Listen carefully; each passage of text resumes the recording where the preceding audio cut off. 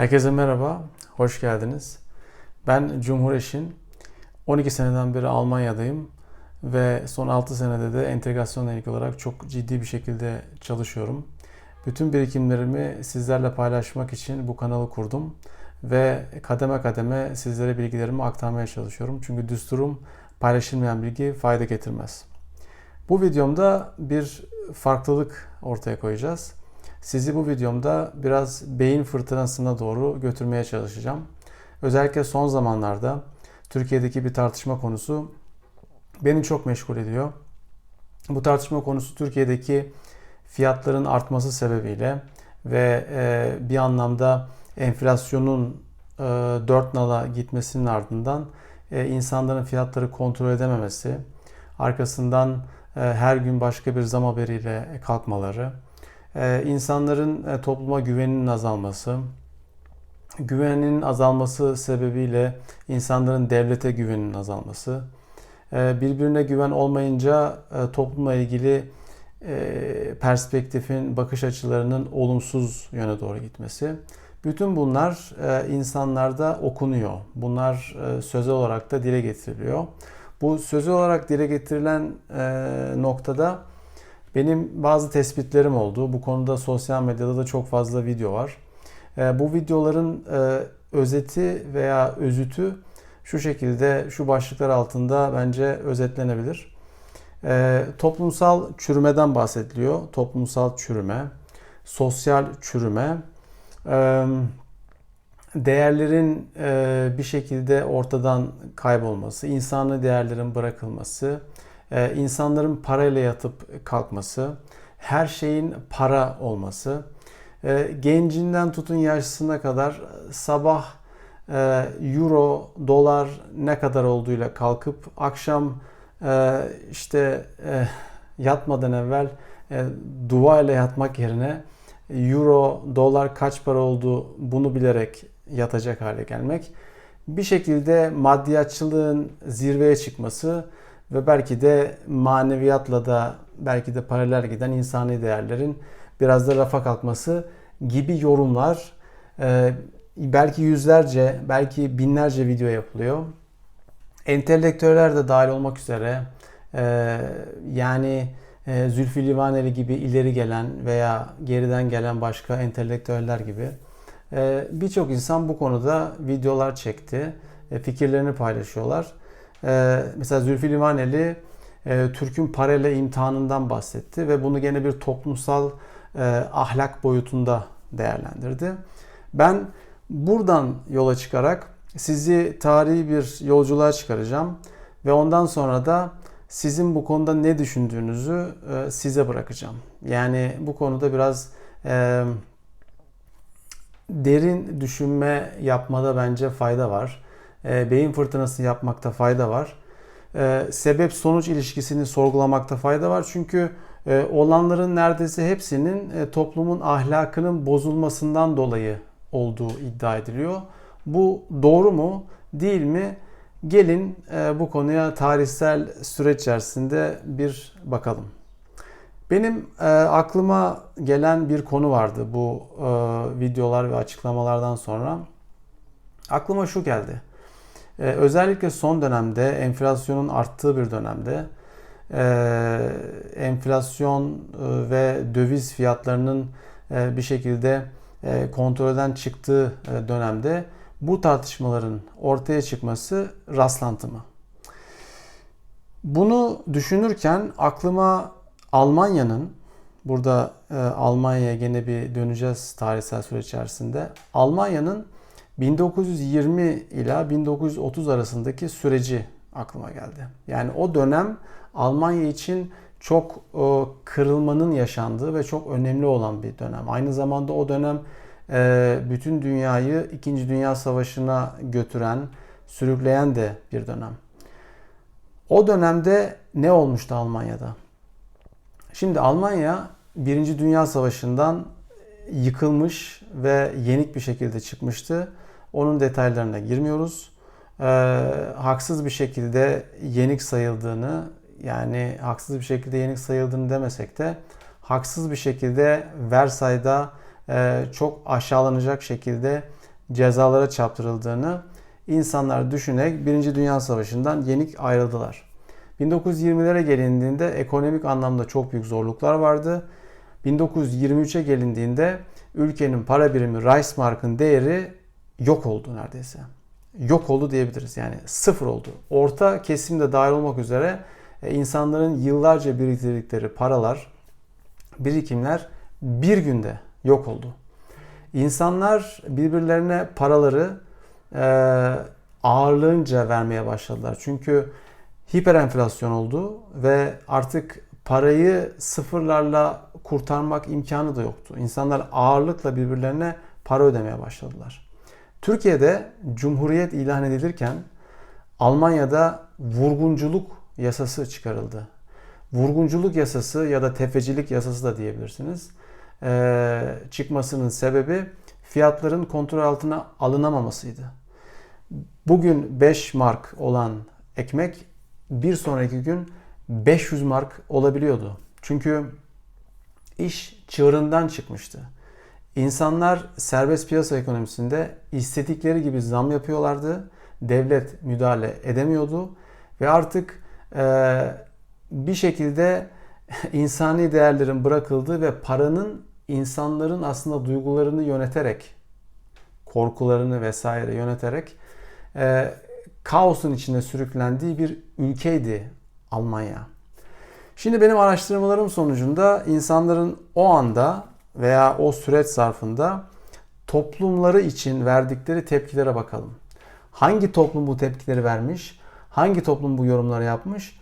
Alman toplumu. Alman toplumunu biz nasıl biliyoruz?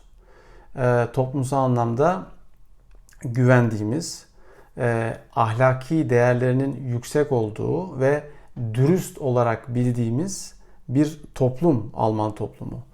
Şu anda biz öyle yetişiyoruz, öyle öğreniyoruz. 100 sene önce de muhtemelen öyle söylenirdi. Mehmet Akif'in söylediklerini aklımıza getirebiliriz eğer yazdıklarına vakıfsanız. Şimdi 1920-30 arasında bizim o Alman toplumu bakalım neler demiş. Toplumsal güven kaybı. Paranın değersizleşmesi sebebiyle toplumda korkunç bir güven kaybı yaşanmış. İnsanların devlete güveni kalmamış. Kendi hayatlarıyla alakalı güvenceleri olmadığı için devlete güvenleri kalmamış, kendi toplumlarına güveni kalmamış. Neden güveni kalmamış aynı zamanda? Çünkü insanlar inanılmaz bir şekilde zam yapmaya devam ediyorlar. Çünkü kendilerini kurtarmaya çalışıyorlar. Bir sonraki gün alacakları şeyin kaç para olacağını bilmediklerinden kendi sattıkları şeye de inanılmaz bir şekilde zam yapıyorlar. Yani bir şekilde kendini kurtarmaya çalışıyorlar. Bu bir savunma mekanizması haline gelmiş ve bu savunma mekanizması durdurulamaz hale gelmiş. Bir şekilde kısır döngüye girilmiş ve korkunç bir kısır döngü bu. Hiperenflasyondan bahsediyoruz ve bugün 5 lira olan, 5 mark olan ekmeğin yarın öbür gün 5.000 mark veya 50.000 mark olmasından bahsediyoruz. Böyle şeyler olabilmiş. Muhafazakar kesim Almanya'da 1920 ila 1930 arasında bakalım neler demiş. Muhafazakar kesim diyorum çünkü o zaman bildiğiniz gibi mütedeyyin kesim daha fazla. Onların yorumları da aynı zamanda önemli. Hatta çok önemli. Söyledikleri şeyler, eski değerler kayboldu. Aileler dağıldı. Bu aileler dağıldı kısmına bir alt madde açmak lazım.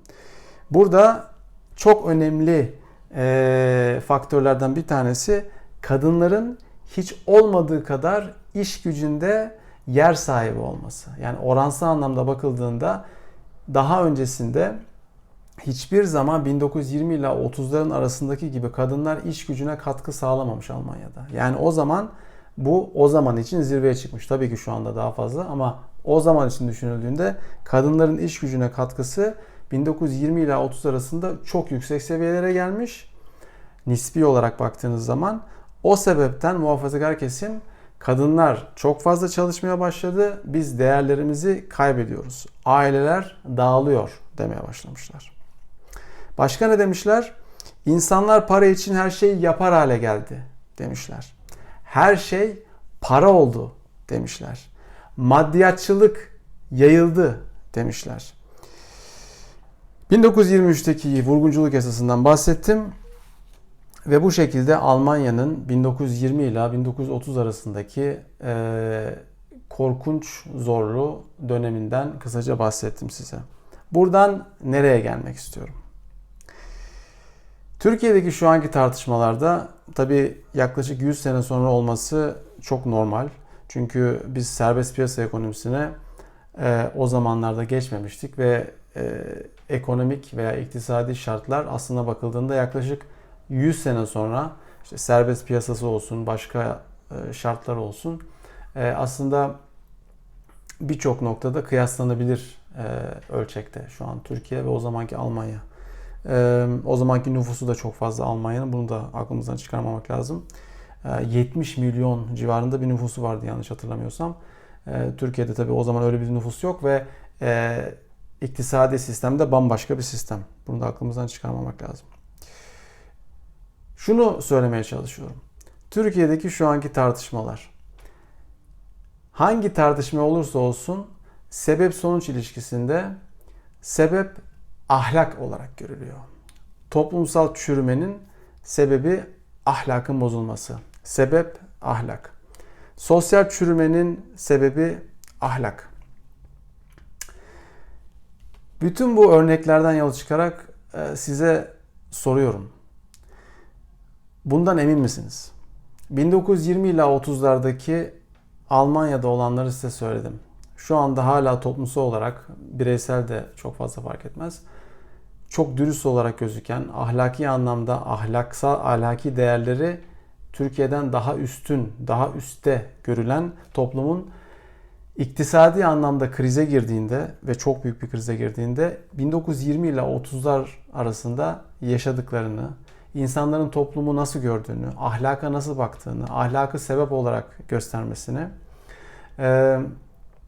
ve sosyal çürümeden bahsettiklerini söyledim size. Buradan yola çıkarak şimdi tekrar bugünkü Türkiye'ye dönüyoruz. Şunu söylemek istiyorum. Demek ki neymiş? Sebep-sonuç ilişkisini kaçırmamak lazımmış. Demek ki neymiş?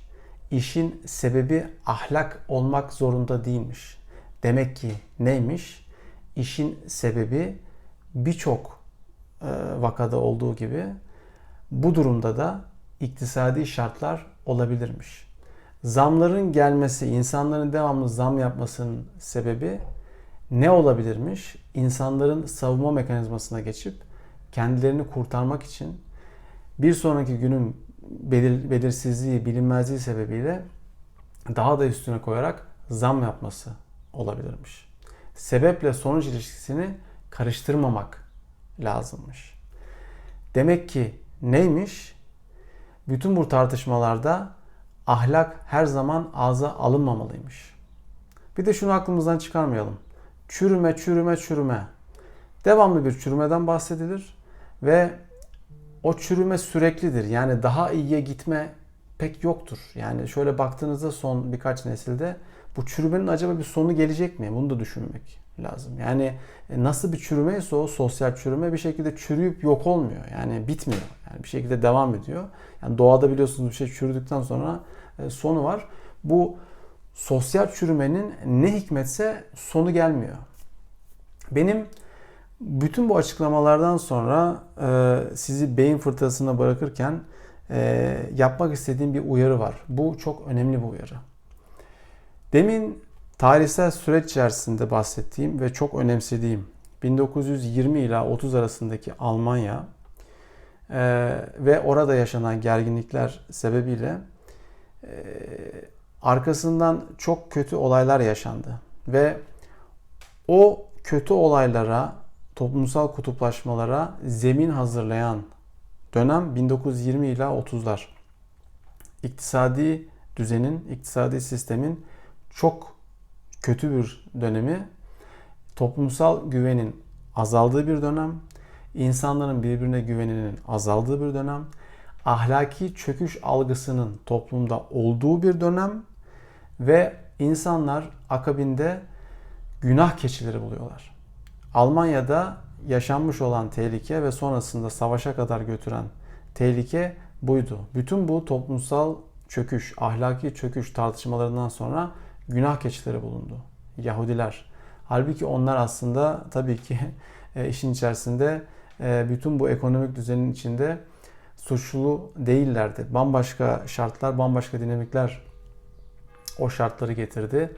Savaş, kayıp, Amerika Birleşik Devletleri'nin tahakkümü vesaire bambaşka arkada dinamikler de vardı. Ama sadece bir günah keçisi seçilip toplumsal kutuplaşma üzerinden korkunç şeyler yapıldı. Korkunç propagandalar yapıldı ve 1933'ten sonra da iktidara malum partinin gelmesiyle olay tamamen çığırından çıktı ve sonrasında da 1939'da iş 2. Dünya Savaşı'na kadar gitti. Size söylemek istediğim şey, şunu aklınızdan çıkarmayın. Sebep sonuç ilişkisini hiçbir zaman aklınızdan çıkarmayın. Birçok noktada iktisadi sistemin ve uygulanan iktisadi politikaların bu konulardaki sebep olduğunu aklınızdan çıkarmayın. Sebeple sonuç ilişkisini aklınızdan çıkarmayın. Ahlak öyle her gün ciklet gibi ağza alınacak bir konu değildir. Çok ağır bir konudur. Her şeyde ne olursa olsun ağzımıza ahlakı almamalıyız. Ve bir şekilde sağduyuyla ve nesnelliği bırakmadan kök sebep araştırmasına girip neden analizi yaparak olayları, vakaları anlamaya çalışmalıyız. Bizim yapmamız gereken bu. Ve Türkiye'deki sosyal çürüme, toplumsal çürüme, ahlaki çürüme tartışmalarını bence bir süre bir kenara bırakıp neden oldu tamamen nesnel bir şekilde insana odaklanmadan hava, su ve tahtaya odaklanarak, yani nesneye odaklanarak, para odağında da böyle neden bu zam geldi, şu neden oldu vesaire gibi, işin içerisinde başka faktörler mi var, insanların duyguları mı bir şekilde burada manipüle ediliyor gibi sorular sorarak olayı çözmeye çalışmalıyız. Benim bu videoda sizlere vermek istediğim mesaj bu ve Türkiye'de büyümüş ve Almanya'da şu an ikamet eden bir insan olarak size tarihsel bir serüven içerisinde ahlak veya ahlaki tartışmaların ne zaman yapılması gerektiğini ve ne zaman yapılmaması gerektiği konusunda bazı düşüncelerimi vermek istedim. Bunları paylaşmak istedim. Umarım sizin için zihin açıcı olmuştur, faydalı olmuştur. Bir sonraki videomda görüşmek üzere. Kendinize çok iyi bakın. Beğenmeyi ve abone olmayı da sakın unutmayın diyorum. Kendinize çok iyi bakın.